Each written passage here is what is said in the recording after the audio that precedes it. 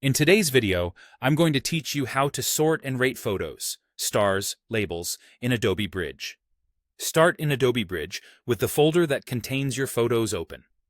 Make sure you're in thumbnail view so you can see your images laid out in a grid inside the content panel. Click any image to select it.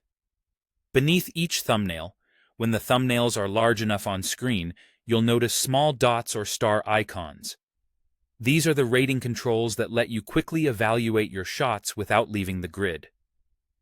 To rate a photo, move your cursor just below the thumbnail and click the number of stars you want to assign, from 1 to 5.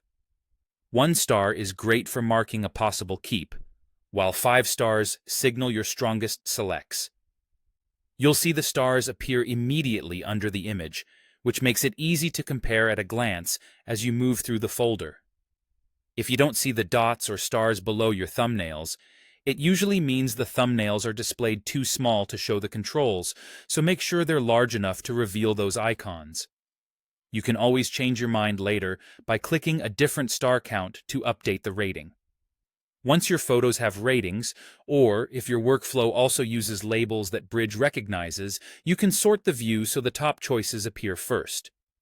Look to the application bar at the top of the content panel and click the Sort button. If you prefer menus, you can also go to the View menu and choose Sort. From there, select Rating. Bridge will instantly reorder the thumbnails so images with the highest star ratings rise to the top, descending from 5 stars down. This sort is a display preference only. It doesn't move or rename your files, so it's a safe, non-destructive way to review and cull your work.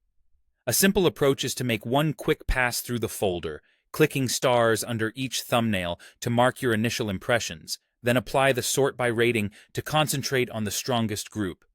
Because the ratings are visible right in the grid, it's easy to fine-tune as you go, promoting a good shot to a higher rating or dialing one back if it doesn't hold up on second look.